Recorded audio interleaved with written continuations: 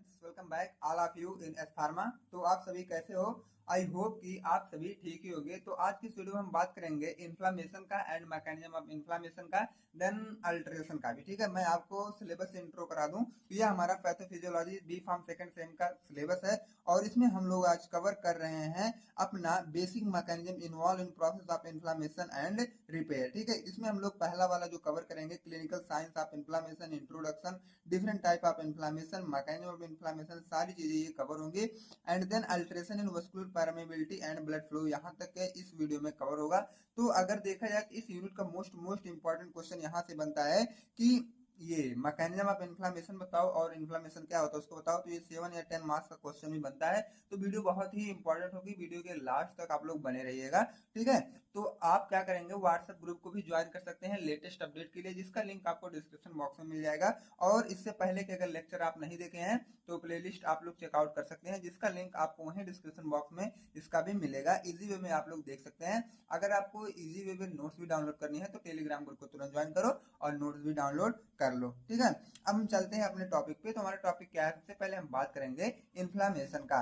अब देखो ये जो वर्ड आ गया इन्फ्लामेशन, इन्फ्लामेशन मीन्स होता है सूजन। जैसे हमारे बॉडी के किसी भी पार्ट पे, जैसे मान लो ये कोई पार्ट है, जब यहाँ पे कोई सूजन है, सूजन मीन्स सभी लोग तो समझ रहे होंगे, जैसे कि स्वेलिंग आ जाए। स्वेलिंग मतलब क्या है, अपना इनिशियल वाला स्टेज छोड़ के तो क्या है लास्ट वाले कंडीशन में। जैसे कि मान लो ये हमारी कोई उंगली का पार्ट है, जब ये फूल जाता है, थोड़ा सा ऊपर आ जाता है ना, तो इस कंडीशन को हम लोग बोलते हैं इन्फ्लामेशन या स्वेलिंग या सूजन बोलते हैं।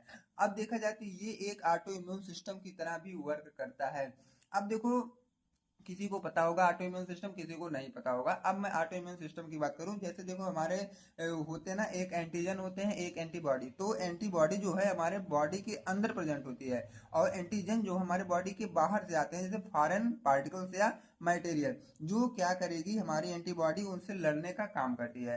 तो जब हमारी एंटीबॉडी जो है एंटीजन से लड़ने का काम करती है, तो उस कंडीशन में जब हमारी एंटीबॉडी थोड़ी सी वीक पड़ जाती है और एंटीजन तगड़े पड़ जाते हैं, तो हमें क्या है डिजीज केज कर देते हैं। और अगर वही हमारी जो एंटीबॉडी है जो बॉडी के अंदर प्रेजेंट, अगर वो तगड़ी पड़ गई तो क्या है, ये एंटीजन को ये मार गिराएगी और कोई भी डिजीज हमारे बॉडी के अंदर नहीं आने देगी।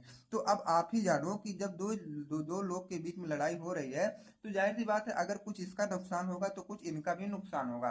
तो जब दोनों लोग आपस में लड़ रहे होंगे ना, तो उस समय क्या होते हैं, कुछ नुकसान होते हैं दोनों लोग के। अब इसी में क्या होता है, जहां पे जिस सेल से ये सारी चीजें हो रही हैं, उस सेल में हमारे जब ये होने के बाद कुछ हमारे सेल में स्वेलिंग आ जाती है। जब ये लड़ेंगे तो कुछ नुकसान यहाँ पर भी होगा। उसके बाद उस कंडीशन में सेल में स्वेलिंग आ जाती है। सेल में स्वेलिंग मतलब वही इन्फ्लामेशन की कंडीशन आपको देखने को मिलती है। जैसे एक एग्जांपल की मैं और बात करूं, जैसे अभी हाल ही में भारत और पाकिस्तान का युद्ध हुआ था, तो उस युद्ध में क्या है, भारत वाले तो तगड़े पड़े ही थे, मतलब पड़े ही थे। तो उस समय क्या है, ऐसा नहीं है कि पाकिस्तान का टोटल नुकसान हुआ। जैसे उनसे लड़ाई लड़ने के लिए हमारा भी तो कुछ लॉस हुआ ना, बहुत लॉस हुआ हमारा भी। ठीक है, तो जैसे क्या है, उनसे लड़ने के लिए हमारा भी कुछ लॉस हुआ, तो उस लॉस वाले कंडीशन कुछ इसी तरह ये भी है। ठीक है, हमारे एंटीबॉडी का भी कुछ लॉस होता है और उस समय क्या है, जब सेल्स हमारे बेचारे थोड़े से कमजोर पड़ जाते हैं, तो उस समय वहां पे इन्फ्लामेशन हमको देखने को मिलता है। ठीक है, अब देखो इसके बाद अब मैं थ्योरेटिकल की बात करूं, the term inflammation derived from the word इन्फ्ला। अगर देखा जाए तो ये जो इन्फ्लामेशन वर्ड आया है ये इन्फ्ला से आया है और इन्फ्ला मीन्स होता है इग्नाइट। इग्नाइट मतलब अगर देखा जाए तो कहीं ना कहीं से थोड़ा जलन वगैरह से रिलेटेड है। अब मैं अभी आगे आपको बताऊंगा कि क्यों इसका नाम जलन रखा गया है। Inflammation is the body's natural response to injury, infection or harmful substances. Then it helps to protect the body and start healing. अब देखो इसका सेंस ये है, जैसे मान लो जब हमारे शरीर में चोट लगती है या तो इन्फेक्शन होता है जैसे बैक्टीरिया या वायरस की वजह से, या तो कोई हानिकारक चीज आती है, ठीक है, तो शरीर उसकी रक्षा या प्रोटेक्शन करने के लिए एक प्रक्रिया शुरू करती है और इसी प्रक्रिया को हम लोग क्या बोलते हैं, इन्फ्लामेशन। ठीक है, इतना आप लोग समझ गो। अब एक एग्जांपल के हेल्प से मैं आपको बताऊं, जैसे कि अगर एग्जांपल मैं दूं, जैसे मान लो हम लोग के हाथों में जैसे कांटा चुभ गया, ठीक है, अब एक कोई कांटा हम लोग के हाथ में आके चुभ जाता है, उसके बाद क्या होता है, शरीर को ये लगता है कि कोई खतरा है। ठीक है, कोई कांटा चुभेगा तो शरीर को यह लगने लगता है कि कोई खतरा है। फिर वो क्या करेगी, वो तुरंत उस जगह पर रक्त मतलब ब्लड में और रक्षा कोशिका मतलब WBC भेजता है। जैसे मान लो जैसे ब्लड में वो क्या करेगा, WBC तुरंत वहां पे सप्लाई उसकी स्टार्ट हो जाती है। अब देखो उसके बाद क्या होता है, वहां पर हल्की सी क्या है, रेडनेस आपको दिखेगी। रेडनेस मतलब लाल की तरह थोड़ा सा आपको दिखेगा। फिर वहां पे थोड़ा सा आपको स्वेलिंग मतलब सूजन भी दिखाई देगी। और हल्का सा आपको हीट भी, हीट मतलब क्या है, थोड़ा सा गर्माहट आपको दिखेगा। और थोड़ा सा दर्द भी होगा उस कंडीशन में। ये तो सभी को पता है ना कि जब कांटा वगैरह चुभता है तो ये सारी चीजें जनरल सी हो जाती हैं, जैसे कि हल्का सा रेडनेस हो जाएगा, सूजन हो जाएगी, थोड़ा सा वहां पर गर्माहट होगा और दर्द वगैरह, ये सारी चीजें होंगे। ये सब इसलिए होता है ताकि शरीर उस कांटे को बाहर निकाल सके और ठीक कर सके, ठीक है। जब इतना होगा तो शरीर क्या करेगी, वो उस कांटे को बाहर की तरफ निकालेगी, ठीक है। और अगर ओवरऑल इसी प्रक्रिया को हम लोग क्या बोलते हैं, सूजन या इन्फ्लामेशन बोलते हैं। पूरा हिंदी में मैं आप सभी को बता दिया। अब तो आपको समझ में आ ही गया होगा। अगर अभी भी नहीं आया तो कमेंट बॉक्स में हमसे आप कमेंट करके पूछ सकते हैं। और अगर हमारे साथ आप पहली बार जुड़े हैं तो चैनल पर नए हैं तो चैनल को सब्सक्राइब भी कर लें। अब देखो मैं बात करूंगा साइंस का। साइन मतलब क्या है, जैसे इन्फ्लामेशन हो रहा है ना तो उसके लक्षण क्या है। जैसे इन्फ्लामेशन अगर होता है तो उनके लक्षण की बात करें। जैसे सबसे पहले मान लो, सबसे पहले इसको मैं याद करने की आपको ट्रिक बता दूं। जैसे मान लो चींटी काटती है, चींटी काटी या तो मधुमक्खी काटी तो क्या होता है, सबसे पहले वहां पे आप देखोगे थोड़ा सा लाल कलर का हो जाएगा ना, रेडनेस हो जाएगा। उसके बाद जब उस एरिया को आप टच करोगे तो थोड़ा सा आपको हीट लगेगा। जैसे मान लो सभी लोग बोलते हैं ना कि यार हमें मधुमक्खी काटी और उस एरिया पे हम टच कर रहे हैं, थोड़ा सा गर्म सा महसूस हो रहा है, तो ऐसा भी होता है। और स्वेलिंग तो जनरल चीज है, स्वेलिंग तुरंत होने लगेगी वहां पे, ठीक है। उसके बाद स्वेलिंग हो गई। उसके बाद पेन, पेन भी तो सभी को होता है, ये तो है। उसके बाद फंक्शन का भी लॉस होने लगता है। जैसे उस हाथ वगैरह से आप काम बहुत कम कर पाते हो, ठीक है। उस कंडीशन में जब आपको चींटी या मधुमक्खी बाइट करती है तो ये सब क्या है, कुछ अपने मतलब कॉमन लैंग्वेज या कॉमन सेंस से ये सब याद करो। जैसे सबसे पहले क्या है, रेडनेस होगा, हीट होगा, स्वेलिंग होगा, पेन होगा, लास्ट ऑफ फंक्शन होगा। अब इसको देखो, रूबर, रेडनेस को हम लोग रूबार भी बोल सकते हैं, हीट को कैलोर भी बोल सकते हैं, स्वेलिंग को ट्यूमर भी बोल सकते हैं, पेन को डॉलर भी बोल सकते हैं। अब इसको क्या है, लास्ट ऑफ फंक्शन को इसको फंक्सियोलेसिया भी बोल सकते हैं। अब देखो रेडनेस मीन्स होता है the area becomes red and this happens more blood flow to the area. Redness में क्या होता है, वो वाली एरिया थोड़ी सी लाल हो जाती है और हमें ये लगता है कि इस एरिया में ब्लड का फ्लो बहुत तेजी से होने लगा है, इसलिए ये एरिया लाल हो गई। उसके बाद देखो heat, the area feels warm और हॉट, ठीक है। उस एरिया पे हमें ऐसा फील होगा कि अब ये एरिया जो गर्म है या, ठीक है। उसके बाद स्वेलिंग मतलब ट्यूमर, ट्यूमर मतलब द एरिया बिकम्स पफी और स्वेलन। अब देखो क्या है, वो जो एरिया थी वो थोड़ी सी स्वेलन हमको दिखाई, मतलब फूली हुई दिखाई देगी। अब पेन का मतलब क्या है, दर्द। The area hurts or aches and nerves are irritated by swelling. अब देखो क्या है, स्वेलिंग की वजह से जो नर्व्स वगैरह होती है ना, थोड़ी सी उसमें एचेज या खिंचाव या तनाव आती है, उससे वहां पे दर्द होने लगता है। अब फंक्शन का लॉस कैसे, the body parts can not move और वर्क प्रॉपरली। जो हमारे बॉडी का पार्ट्स रहेगा वो मूव भी नहीं कर पाएगा अच्छी तरीके से, और अच्छी तरीके से जो उसका वर्क है वो भी नहीं कर पाएगा। अब हम केजेज ऑफ इन्फ्लामेशन की बात करें। ये इन्फ्लामेशन हो रहा है किस किस वजह से हो सकता है, तो फिजिकल एजेंट है, कुछ केमिकल एजेंट है, कुछ बायोलॉजिकल एजेंट है। तो फिजिकल एजेंट में हमारे जैसे हीट है, कोल्ड है, रेडिएशन है और ट्रामा है। बाकी अभी आगे मैं आपको डीप में बताऊंगा ये सारी चीजें क्या होती हैं। उसके बाद केमिकल एजेंट में हमारे ऑर्गेनिक है और इनऑर्गेनिक है। बायोलॉजिकल एजेंट में जैसे हमारे वायरस हैं, बैक्टीरिया एंड फंगस है, ठीक है। ये organic, inorganic, virus, bacteria, fungus, heat, cold, radiation, trauma, ये सारी चीजों की वजह से भी हमारा इन्फ्लामेशन हो सकता है। और बाकी अगर नेचुरली देखा जाए तो जैसे कोई भी मतलब मान लो चींटी या मधुमक्खिया को बाइट कर ली तब भी हो सकता है। अब इन्फ्लामेशन की टाइप की बात करें तो जो ये मतलब मान लो स्वेलिंग, स्वेलिंग या इन्फ्लामेशन या सूजन जो होती है ना, ये कितने टाइप का होता है, तो इसको हम लोगों ने दो टाइप से पढ़ेंगे।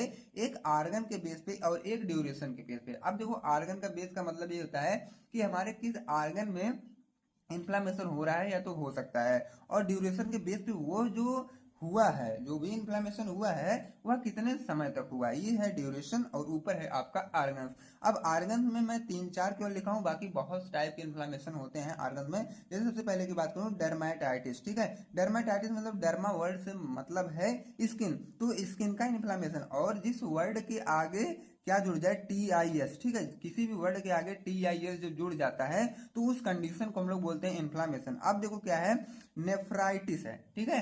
तो नेफ्राइटिस मतलब नेफ्रॉन मतलब होता है, सॉरी फ्रेंड्स, हाँ, नेफ्रॉन से मतलब होता है हमारा किडनी से रिलेटेड हमारा होता है नेफ्रॉन। अब जब उसी में आइटिस हम लोग जोड़ देते हैं तो किडनी का इन्फ्लामेशन हो जाता है। बाकी डर्मेटाइटिस मतलब स्किन से रिलेटेड स्किन इन्फ्लामेशन, मेनिंजाइटिस मतलब ब्रेन से रिलेटेड है तो ब्रेन में इन्फ्लामेशन, हेपाटाइटिस मतलब हिपैटो मतलब लीवर से रिलेटेड होता है तो लीवर में इन्फ्लामेशन। जिस वर्ड के लास्ट में आइटिस जुड़ जाए, TIS जुड़ जाए, तो उस कंडीशन को हम लोग बोलते हैं इन्फ्लामेशन वाली कंडीशन। अब देखो ऑर्गन के बेस पे सभी का डाउट क्लियर हुआ। अब देखो ड्यूरेशन के बेस पे हम बात करें तो इसमें होता है प्री एक्यूट, एक्यूट, सब एक्यूट, क्रोनिक, क्रोनिक एक्यूट।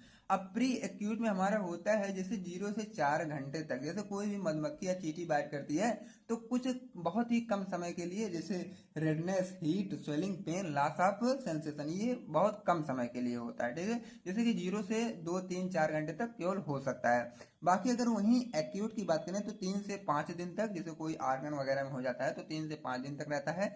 सब एक्यूट में क्या है 1 वीक तक होता है। क्रोनिक में वहीं देखोगे तो मंथ तक हो जाएगा। क्रोनिक एक्यूट में देखोगे तो परमानेंटली ये हो जाता है, ठीक है। तो यहाँ तक का डाउट सभी का क्लियर हुआ। अब देखो मेन टॉपिक जो आती है वो मैकेनिज्म ऑफ इन्फ्लामेशन, जो कि 7 मार्क्स का क्वेश्चन ये फिक्स है आपके एग्जाम में आना, ये तय है कि मैकेनिज्म ऑफ इन्फ्लामेशन आप बताओ। तो ये क्या है, 2 स्टेप पे पूरा इन्वॉल्व करता है, पूरा डिपेंड करता है। In mechanism of inflammation involve some step जैसे वस्कुलर इवेंट और सेलुलर इवेंट। अब सबसे पहले आगे मैं बात करूंगा कि वस्कुलर इवेंट क्या होता है, देन सेलुलर इवेंट क्या होता है। वस्कुलर इवेंट तो उतना इंपॉर्टेंट इसमें नहीं करता है जितना सेलुलर करता है। बाकी वस्कुलर 2 मार्क्स अकॉर्डिंग आप लोग लिख दीजिएगा। Vascular events are early and essential change in blood vessels during inflammation. Inflammation के समय जो हमारी ब्लड वेसल्स होती है उसमें बहुत तेजी से चेंजिंग होना ही हमारा होता है वस्कुलर इवेंट्स। वस्कुलर मतलब होता है वेसल्स, वेसल्स मतलब ब्लड वेसल्स से रिलेटेड है, और जब उसमें कोई चेंजिंग आ जाती है तो उस कंडीशन को हम लोग बोलते हैं वस्कुलर इवेंट्स। सेकंड पॉइंट क्या है, इन this condition widening of blood vessels. इस कंडीशन में हमारा ये होता है कि जो हमारी ब्लड वेसल्स होती है वह थोड़ी सी चौड़ी हो जाती है। चौड़ी मतलब क्या है, उसकी जो ल्यूमेन एरिया अंदर की होती है वह थोड़ी सी हमारी बढ़ जाती है, ठीक है। मतलब कुछ समय पहले इस कंडीशन में थी, सेकंड वाले कंडीशन में इसमें आ जाएगी। So blood flow are increase at the site of inflammation. जाहिर सी बात है जब ब्लड वेसल्स चौड़ी होगी तो ब्लड का फ्लो भी तेजी से होगा, और वो ब्लड का फ्लो तेजी से कहां पे होगा, इन्फ्लेमेशन वाले साइट पर होगा, ठीक है। It increases the vascular permeability of blood vessels which helps in migration of WBC and the site of inflammation. जब क्या होगा, ये ब्लड का फ्लो तेजी से होगा और उसी ब्लड में हमारे WBC, RBC सब चीज प्रेजेंट होते हैं, प्लेटलेट वगैरह, ठीक है। तो WBC उसी में प्रेजेंट रहेगा, और WBC क्या है हमारा, ये मतलब प्रोटेक्शन करने का हेल्प करता है। तो क्या करेगा, WBC का जो माइग्रेशन है वह भी इन्फ्लामेशन वाले साइड पे तेजी से होने लगेगा। तो ये थे हमारे वस्कुलर इवेंट। अब सेलुलर इवेंट की बात करें तो सेलुलर इवेंट मतलब अब यही देखो मेन है। सेलुलर इवेंट हमारा 6 जो है वो मेन रोल प्ले कर, जैसे migration of WBC, rolling and adhesion, immigration, chemotaxis, degradation, inflammation. यही आप अगर अच्छे से सीख लेते हैं तो मैकेनिज्म ऑफ इन्फ्लामेशन बिल्कुल आपके लिए बिल्कुल आसान हो जाएगा। अब देखो generally it occurs inside the cell. सबसे पहले क्या है, ये सेल के अंदर होते हैं जितने भी स्टेप होंगे, और इसमें कुछ स्टेप होते हैं जैसे 6 स्टेप होते हैं। पहला स्टेप वही है माइग्रेशन ऑफ WBC, और rolling and adhesion, immigration, chemotaxis, degradation, inflammation, ये सारी चीजें हमें यहाँ पे पढ़ना होता है। तो अब हम एक एक को देखेंगे कि माइग्रेशन ऑफ WBC। तो सबसे पहले मैं एक आपको जनरल बता दूं, जैसे ये मान लो ओवरऑल आपकी पूरी बॉडी है और यहाँ पे कोई फॉरेन पार्टिकल्स आ गया। अब फॉरेन पार्टिकल्स आ गया तो फॉरेन पार्टिकल्स के ऊपर की जो भी ब्लड वेसल्स रहेंगी वही अपना एक्शन प्ले करेंगे। अब देखो ये अपना जो एक्शन प्ले करेंगे तो ये जो ब्लड वेसल्स है ना, ये ब्लड वेसल्स इस कंडीशन में है तो जैसे ही कोई फॉरेन पार्टिकल आएगा तो ये जो ब्लड वेसल्स हैं ये थोड़ी सी चौड़ी हो जाएंगे, ठीक है। चौड़ी की मतलब थोड़ी सी मोटी हो जाएंगी, अंदर का ल्यूमन एरिया जो साइज है थोड़ी सी बढ़ जाएगी, और जब ये अंदर का ल्यूमन साइज बढ़ जाएगा तो ब्लड का फ्लो भी बढ़ जाएगा। जब ब्लड का फ्लो बढ़ेगा तो WBC जो हमारे सिक्योरिटी के लिए हैं वह तेजी से आने लगेंगे, ठीक है। और जब तेजी से आएंगे तो वो तुरंत जाएंगे इन्फ्लामेशन वाले साइड पे, ठीक है। तो माइग्रेशन ऑफ WBC, हमें WBC का माइग्रेट करवाना था कहां तक, इन्फ्लामेशन के साइड तक। तो हम क्या किए, इसकी क्या है ल्यूमेन एरिया को बढ़ा दिए और WBC का इन्फ्लामेशन के साइड तक जाना थोड़ी सी तेज हो गया। तो यही है हमारे माइग्रेशन ऑफ WBC में, ठीक है। Initially when cells experience any injury. अब देखो क्या है, जब सेल पे कोई इंजरी आ जाता है मतलब फॉरेन पार्टिकल है सेल पे आ गया, ठीक है। Vasodilation occur at the nearest blood vessels. अब देखो उसके जो करीब में ब्लड वेसल्स रहेगी उसमें वैसोडाइलेशन होगा, और जब वैसोडाइलेशन होगा तो वहां का जो ब्लड का फ्लो था वो थोड़ी सी तेज से होने लगेगा, ठीक है। और इस कंडीशन में जो हमारे WBC रहेंगी, देखो now WBC are aggregated in the blood vessels at the site of inflammation. अब देखो क्या है, वहां WBC जो है इन्फ्लेमेशन के साइड पे बहुत तेजी से जाने लगेंगे, ठीक है। तो ये हमारा माइग्रेशन हो गया WBC का। अब रोलिंग एंड एडेशन में क्या होगा, नाम से आपको सब डाउट क्लियर होगा, ठीक है। रोलिंग एंड एडेशन की बात करें तो यहाँ पे देखो ये जो हमारे ये थी ना ब्लड वेसल्स, अब ब्लड वेसल्स में WBC आ गई, ये इसके पहले मैं आप सभी को बता दिया। ये क्या करेंगे, एडिशन मतलब होता है चिपकना, रोलिंग मतलब होता है रोल करके आना। तो ये जो हमारे थे WBC आएंगे इसी इंडोथेलियम लेयर पे आके सभी लोग क्या हैं, चिपक जाएंगे, ठीक है। अब WBC आके जब चिपक जाएंगे और यहाँ पे हमारा था फॉरेन पार्टिकल्स, ठीक है। अब देखो धीरे धीरे इसके करीब आएंगे, ये जब तक ये इसके करीब आएंगे तब तक इसको मार नहीं पाएंगे, जब ये करीब आएंगे तभी इसको मार पाएंगे, और इन्हीं को हमें मारना है। अब देखो WBC आ गए इसके करीब, तो रोलिंग एंड एडिशन में WBC आ जाते हैं इसके करीब, लेकिन क्या करेंगे, ये अभी इंडोथेलियल लेयर को क्रॉस नहीं किए हैं, केवल क्या करें हैं, आके एडिशन हो गए, मतलब इंडोथेलियल लेयर पे आके चिपक गए हैं। WBC roll along the inner surface of blood vessels, the term as rolling. अब देखो रोलिंग जो टर्म आया है उसे हम किसे बोलते हैं, जैसे इंडोथेलियल लेयर यही है ना, मतलब ब्लड वेसल्स की इनर सरफेस यही है, इस पे आके WBC जब चिपक जाता है या तो रोल करता है तो उस कंडीशन को बोलते हैं रोलिंग। अब देखो WBC formally stick to the endothelium at this term adhesion. अब देखो आके ये मतलब जब इस पे आके चिपक जाता है तो उस कंडीशन को हम लोग बोलते हैं एडिशन। अब देखो रोलिंग और एडिशन क्लियर हुआ होगा। अब देखो WBC आके यहाँ पे रोल भी कर गए और एडिशन भी कर गए फॉरेन पार्टिकल्स के पास। अब सेकंड में क्या है, इमाइग्रेट होगा। इमाइग्रेट मतलब जो आके उसके करीब में चिपके हुए हैं, अब धीरे धीरे क्या करेंगे, उसके मतलब जो फॉरेन पार्टिकल्स है उसके तक आएंगे। उसके तक आने का मतलब ये है कि हमारा जो ये पोर्स होते हैं यहाँ पे इंडोथेलियम में हमारे छोटे छोटे पोर्स होते हैं, और ये हमारा फॉरेन पार्टिकल्स है, और यहाँ पे हमारे क्या है, प्लेटलेट्स हैं, WBC हैं, ये सारी चीजें यहाँ पे आके इकट्ठा हो चुके हैं इनसे लड़ने के लिए। अब क्या है, थोड़े छोटे छोटे पोर्स होंगे और इसी पोर्स के हेल्प से आके इस फॉरेन पार्टिकल को सभी लोग क्या करेंगे, चारों तरफ से घेर लेंगे, चारों तरफ से ये आके इसको घेर लेंगे। अब देखो इसमें क्या लिखा गया है, emigration refers to the process by which white blood cells मतलब WBC leave the blood stream. ये क्या करेगा, WBC ब्लड स्ट्रीम को अब छोड़ देगा and enter the tissue eight the site of infection और इंजरी ड्यूरिंग इन्फ्लामेशन। इन्फ्लामेशन के समय जो भी इन्फेक्शन या इंजरी हुई रही होगी, अब क्या करेगा, वहीं पे आ जाएगा, ठीक है, फॉरेन पार्टिकल्स के पास। अब आके सभी लोग इसको घेर लेते हैं, ठीक है, ये अकेला पड़ जाएगा और इधर हम लोग क्या है, ज्यादा पड़ जाएंगे। अब देखो कीमोटैक्सिस में क्या होगा कि जितने लोग इसको घेरे थे, ठीक है, अब क्या करेंगे, अपने अंदर से केमिकल रिलीज करेंगे, अपने अंदर से क्या करेंगे, जितने लोग इसको घेरे थे, इधर इधर इधर इधर सभी लोग, ये अपने अंदर से ये सब क्या है, केमिकल रिलीज करेंगे, ये केमिकल रिलीज करेंगे। और जब ये केमिकल रिलीज करेंगे तो जाहिर सी बात है इनका मरना या डेड होना तय है। जब ये केमिकल रिलीज करेंगे तो ये डेड हो जाएंगे, ठीक है। कीमो मतलब होता है केमिकल, टैक्सिस मतलब होता है कि केमिकल के हेल्प से किसी को किल करना। अब WBC move toward the site of infection और इंजरी फॉलोइंग केमिकल सिग्नल, जैसे कि साइटोकाइनेसिस से C5a LTB4 है, ठीक है, ये सब क्या है, केमिकल रिलीज करेंगे और जो हमारा फॉरेन पार्टिकल्स है वह डेड हो जाएगा। अब देखो उस कंडीशन में क्या होता है कि अब ये जब केमिकल रिलीज किए हमारा फॉरेन पार्टिकल तो डेड हुआ, लेकिन उस समय क्या होगा, जो हमारे मेन या एक्चुअल सेल्स रहेंगे वो भी डेड हो जाएंगे, ठीक है। जैसे मैं इससे पहले बताया था कि हमारी जो जब भारत और पाक की लड़ाई हो रही थी तो कुछ नुकसान हम लोग का भी हुआ था, ठीक है, भारत वालों का भी कुछ नुकसान हुआ था। तो जब मैं इसको किल करवा रहा हूं तो हमारे कुछ सेल भी यहाँ पे किल हो जाएंगे, ठीक है, इसको मारने के चक्कर से, ठीक है। तो वहां पे क्या है, cell rupture are and are damage in this condition, इस कंडीशन में हमारा कुछ सेल रैप्चर और एंड भी हो सकता है। उसके बाद लास्ट में इन्फ्लामेशन होता है, जैसे तब उस कंडीशन में आपको हीट दिखाई देगा, redness, swelling, pain, loss of sensation, fluid का सेक्रेशन, ये सारी चीजें हमें दिखाई देने लगती हैं। तो आई होप कि बहुत ही अच्छी तरीके से आपका मैकेनिज्म ऑफ इन्फ्लेमेशन क्लियर हुआ होगा, ठीक है। अब हम नेक्स्ट में बात करते हैं, जो नेक्स्ट में हमारा आता है वह है हमारा अल्ट्रेशन, ठीक है। अल्ट्रेशन किसका है, alteration in vascular permeability and blood flow, ठीक है। अल्ट्रेशन में क्या है, जैसे देखो वस्कुलर परमिएबिलिटी है और ब्लड फ्लो है, ये सारी चीजें हमें यहाँ पे देखना है। When all experience any type of injury, there will be increase in vascular permeability।